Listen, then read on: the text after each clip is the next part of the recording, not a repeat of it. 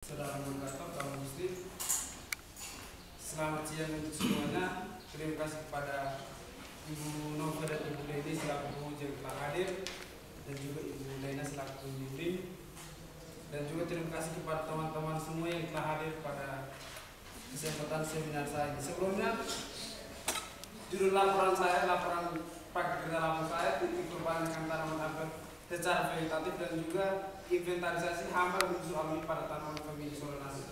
Dan sebelumnya skema ini saya jelaskan bahwa kita perlu melakukan tujuan, kemudian dilakukan berdasarkan prosedur untuk garis putih, prosedur untuk lokasi pertama perbandingan tanaman apel secara vegetatif, dan hijau yaitu skema untuk kegiatan kedua inventarisasi hama dan musuh alami pada tanaman famili Solanacea. Kita peroleh hasil dan pembahasan nanti disimpulkan dan aksar.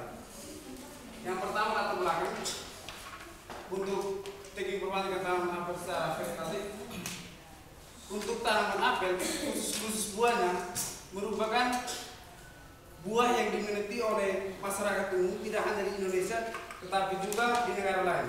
Tanaman apel dikenal di Indonesia pada tahun 1934, namun baru dapat dibudidayakan dengan baik ketika tahun 1950. Dan di Indonesia penghasil utama tanaman apel yaitu di Jawa Timur, tepatnya di Batu Malang dan Nongjaya di Pasuruan.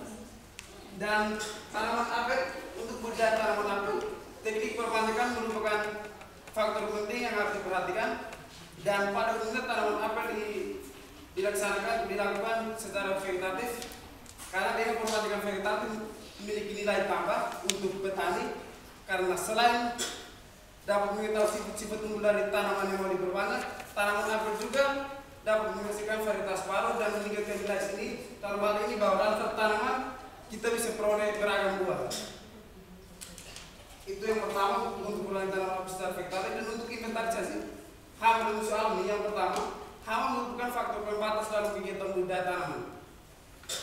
Yang kedua, musuh alami. Musuh alami merupakan serangga yang ada di area tanaman yang ternyata diketahui bahwa dapat dimanfaatkan untuk mengendalikan hama tersebut.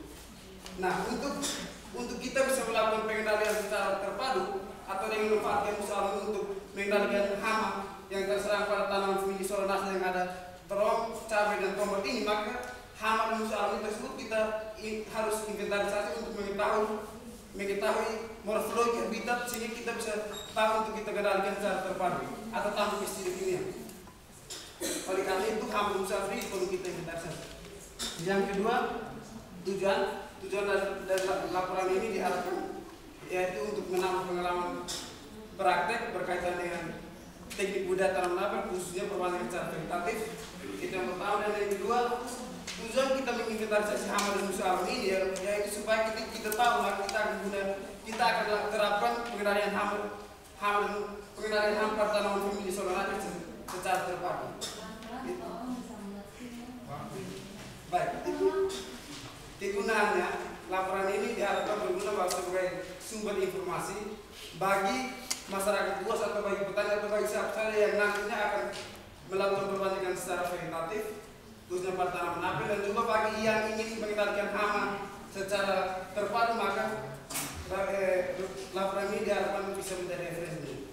Waktu nanti pelaksanaan praktek, waktunya dilaksanakan selama 3 bulan, mulai dari tanggal 5 Maret sampai tanggal 6 Juni. Dilaksanakan di 2 lokasi yang berbeda. Yang pertama di PMBKS, Pusat Pelatihan Pertanian dan Pedesaan Swadaya, dan juga di BPTB Jawa Timur. Metode penulisan laporan ini ditulis dengan beberapa metode. Yang pertama kita lakukan praktik secara langsung, yang kedua diskusi atau wawancara, kemudian pengamatan, serta dengan pustaka yang berkaitan dengan kehidupan ini. Baik, untuk perbandingan tanaman apel secara vegetatif ada 4 poin. Yang pertama, populasi, prosedurnya, yang ini alat tambahan yang digunakan, plastik bening, isi okulasi, dan juga gunting pangkas. Yang pertama yaitu pengupasan batang bawah. Okulasi yang digunakan ini okulasi T. Kemudian pengambilan mata tunas dan disisipkan atau ditempelkan pada batang bawah yang tadi telah kita kupas. Selanjutnya diikat atau dibalut startnya dari bawah sampai ke atas, bautnya dari bawah dan sampai di ujung kemudian diikat. Baik, untuk prosedur ukurannya seperti itu dan kita lanjut pada merunduk. Alat tambahannya sama. Kemudian untuk batang bawahnya kita harus tentukan batang bawah yang sesuai dengan batang atas yang telah kita siapkan tadi. Dan kita potong dengan jarak sekitar 15 sampai 20 cm di atas tanah. Jadi kalau misalkan tingginya seperti ini maka harus diukur dari bawah sekitar 15 sampai 20 cm. Dan dibelah. Ini bukan sistem penyambungan yang sini, bukan sisip tapi okulasi penyambungan belah. Dan kemudian ambil gunting batang atas, yang batang atas ini sudah sesuai dengan batang bawah yang tadi kita tentukan dan disisipkan atau disambung pada batang bawah yang tadi kita tempel, kita belah, dan juga setelah itu diikat dan ditutup. Baik, selanjutnya untuk merunduk perlanjutan yang ketiga, metode perlanjutan yang ketiga, kita tentukan batang-batang tanaman yang siap dirundukkan. Artinya cabang atau batangnya itu bisa merunduk. Kalau misalkan tanaman yang sangat tinggi berarti akan menyusahkan dan tidak bisa dirundukkan. Nah, ini bengkokan cabang ini bengkokan ke dalam tanah, kemudian dikubur, dan selanjutnya diberikan pemberat. Pemberat ini semacam cabang kayu sih kita tancapkan di sini. Kalau misalnya tidak tajam maka ketika selesai dia akan terangkat kembali. Nah, ini pemberat supaya dia tidak boleh terangkat. Nah, kalau dalam misalkan kegiatan berunduk yang cukup banyak, kita butuh pemberian tanah sehingga kita boleh menandinya untuk kita pelihara. Dan selanjutnya pemeliharaan, prosedur permanengan tanaman apel vegetatif yang keempat. Setiap stage ini kita bisa peroleh dari tanaman apel, dipotong dengan ukuran sekitar 1 jingkat. Kemudian diruncing, batangnya diruncing dengan tujuan agar bisa mempermudah tumbuhnya akar. Selanjutnya ditanam dengan jarak kurang lebih 1 jingkat dan dilakukan pemeliharaan. Sekarang untuk inventarisasi hama dan musuh alami pada tanaman tomat, tanaman Vindus solanaceae. Hama dan musuh alami itu diperoleh melalui 2 pemeriksaan sampel. Yang pertama, penangkapan serangga secara langsung, yaitu kita tangkap hama dan musuh alami yang ada di tiga tanaman ini. Tanaman Vindus solanaceae sebenarnya ada 4, terong, tomat, cabai, dan kentang. Namun pada praktik ini hanya ada 3 tanaman, tomat, cabai, dan terong. Semua hama yang ditangkap diisi pada masing-masing label, masing-masing plastik yang sudah kita beri label. Untuk tomat diisi pada tomat, terong diisi pada terong, dan juga cabai diisi pada cabai. Selanjutnya hama yang diisi ini dibawa ke lab, siapkan alkohol, dan kemudian diawetkan. Terlepas dari situ, pemeriksaan sampel yang kedua itu melalui penggunaan perangkap pitfall. Ini perangkap yang alat tambahannya ada gelas aqua, ada deterjen, dan juga air. Prosedurnya buat lubang di tengah-tengah tanaman. Jadi di tomat kita buat di tengah-tengah, di terong di tengah-tengah, dan juga di cabai pun di tengah-tengah. Kemudian dicampur air yang kalau dalam gelas ukuran sekitar 210 mg, dicampur airnya tidak terlalu penuh, hampir penuh, dan dengan deterjen sekitar 20 gram. Kemudian diletakkan pada lubang yang telah kita buat, nanti dirapatkan tanahnya supaya jangan datum. 3 hari kemudian diganti, dan hama yang diganti tersebut dibawa ke lab untuk diawetkan. Baik, selanjutnya kita pengamatan pengamatan hama dan musuh alami yang sebelumnya masih dalam kategori serangga tadi, yang telah kita awetkan kita amati dengan mikroskop. Ada mikroskop, kemudian diletakkan pada petridis. Dan untuk hama yang ukuran kecil maka gunakan kuas untuk kita bisa menghitungnya. Karena hama yang terlalu kecil kalau tidak kuas maka kita susah untuk hitung. Dan juga setelah itu hama yang kita amati ini, yang serangga kita amati ini, kita padukan dengan referensi. misalkan ada buku kita amati dan kita padukan, ini apakah dia termasuk hama atau apakah dia termasuk musuh alami, dan kemudian dicatat pada tabel yang kita siapkan tadi. Selanjutnya alat dan bahan alat-alatnya dicucikan. Dan ini hama-hama yang diamati. Kalau musuh alaminya ada coccinella, ada belang sembah, ada capung, ada semut hitam, semut merah, dan koleng bola. Sedangkan hamanya ada belalang, ada jangkrik, lalat buah, dan ini masih menjadi kendala karena dalam praktek saya saya belum kenal kira-kira hama ini hama apa, ini hama atau musuh alami. Serang ini belum bisa diinventarisir, karena belum tahu nama dari serangga tersebut. Dan untuk analisis usaha tani ini hanya pada perbandingan tanaman cara kita. Dan ini didiskusikan biaya tetapnya 125.000, biaya variabelnya 81.000, dan total biaya pengeluaran 26.000. Kemudian karena anak yang digajikan dijual dengan 7.500 per tanaman dan pengeluaran 300.000, dan total pendapatan itu 94.000, dan diperoleh RC rasionya 1,4. Nah ini kita masuk pada hasil sudah saya sampaikan tadi. Kemudian secara umum hama yang diamati pada tanaman famili Solanacea itu ada belalang, ada ulat bulu, liromisa, kemudian kutu daun, lalat buah, dan jangkrik. Sedangkan musuh alaminya ada coccinella, semut, koleng bola, laba-laba, capung, dan tawon. Sekarang untuk pembahasan dari keempat metode ini, okulasi, menyambut, berunduk, dan stek, ternyata diketahui bahwa untuk memperoleh bibit yang paling banyak itu dapat dilakukan dengan berunduk, karena dalam satu tanaman berunduk, walaupun satu cabang yang berundukkan, tapi hasil atau bibit yang diperoleh itu bisa lebih dari satu.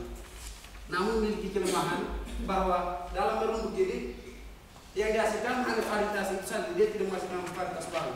Sedangkan kalau bibit dan unggul, untuk tahap perbandingan bibit dan unggul itu ada pada okulasi dan menyambung, karena dari kedua metode perbandingan ini bisa menghasilkan varietas baru, dan juga dalam hasil nanti produksinya itu dari satu tanaman ini bisa menghasilkan buah yang beragam pada satu tanaman. Dan juga dalam untuk okulasi dan menyambung ini ternyata yang dinilai bagus adalah okulasi, karena okulasi walaupun tanaman yang kita okulasi ketika okulasi ini tidak berhasil, maka tanaman ini tidak mati.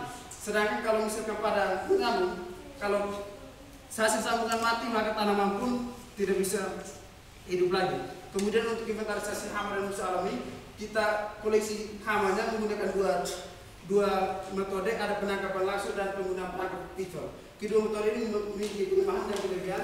Untuk penangkapan langsung, kita bisa mengamati hama yang aktif pada siang hari, namun kelemahannya bahwa hama yang terbang lebih cepat maka susah untuk kita tangkap. Dan kelemahannya, perangkap pistol memiliki keunggulan bahwa hama yang aktif pada malam hari, yaitu yang tadi perangkap tadi, maka akan terjebak bisa terperangkap dalam hama tersebut. Namun kelemahannya bahwa hama yang terbang dia tidak bisa terperangkap dalam pitfall tadi, itu kelemahannya. Dan ternyata dari untuk pengamatan hama dan musuh alami, baik yang penting yang untuk kita amati supaya dapat mengetahui bahwa ini hama atau ini musuh alami, yaitu ada sayap yang menjadi pengamatan penting di sini, sayap, antena, ekor, dan juga kaki. Dan satu hal yang menarik di sini, bahwa dari hama dan musuh alami yang diamati, ternyata masing-masing pada ketiga tanaman ini masing-masing berbeda jenis dan jumlahnya. Hal ini dipengaruhi oleh faktor biotik dan faktor abiotik. Faktor biotik artinya misalkan tanaman ini, hama yang ini atau musuh alami yang ini, dia akan lebih senang dengan tanaman itu, maka dia tidak akan berada di sini. Begitupun sebaliknya. Dan faktor abiotik itu misalkan pengaplikasian pestisida kimia, maka di area tanaman ini yang sebelumnya diaplikasi dengan pestisida kimia, maka hama ini dia tidak akan bertahan di tempat ini. Dan juga selain itu ada faktor kelembapan di area ini dengan kelembapan sekian, maka hama yang ini dia tidak berada di sini, dan dia akan pilih di area lain yang dengan kelembapan yang disukainya. Itu faktor abiotik. Dan terakhir kesimpulan Nasara, kebanyakan batang bawah untuk memperoleh bibit yang paling banyak dapat dilakukan melalui stek dan rundukan, dan untuk memperoleh bibit yang berkualitas dapat dilakukan secara okulasi dan menyambung. Kemudian hama yang diamati pada umumnya itu ada belalang, ada ulat bulu, liromisa, kutu daun, dan lalat buah. kemudian Zagreb, sedangkan musuh alaminya boleh bola, laba-laba, cabu dan awal. RC rasionya 1,46 untuk perolahan Anies perolahan kita secara fitrah maka usaha ini dikatakan layak dan dapat dimakan. Kemudian saran yang disini agak penting bahwa dalam pengamatan hama tadi ternyata ada hama-hama yang tidak bisa diinventarisasi dengan baik. Oleh karena itu disarankan agar ketika melakukan inventarisasi hama dan usaha pada tanaman apa saja diharapkan bisa memiliki referensi yang lebih bagus sehingga lebih banyak sehingga mudah untuk menginventarisasi. Mungkin sekian dari saya. Terima kasih kepada Ibu Nova dan Ibu Leni selaku pembimbing, kemudian selaku pembuji dan juga Ibu Lena selaku pembimbing. Dan juga terima kasih untuk semua teman-teman yang hadir.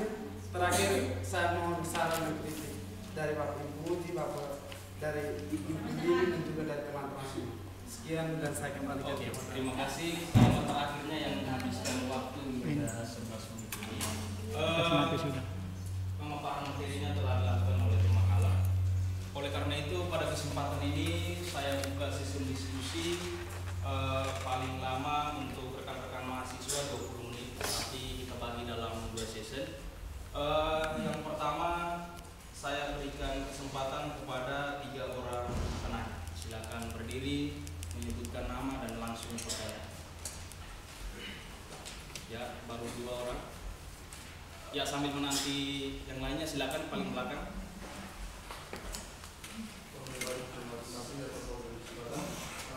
Saya Sanja dari PPH 6.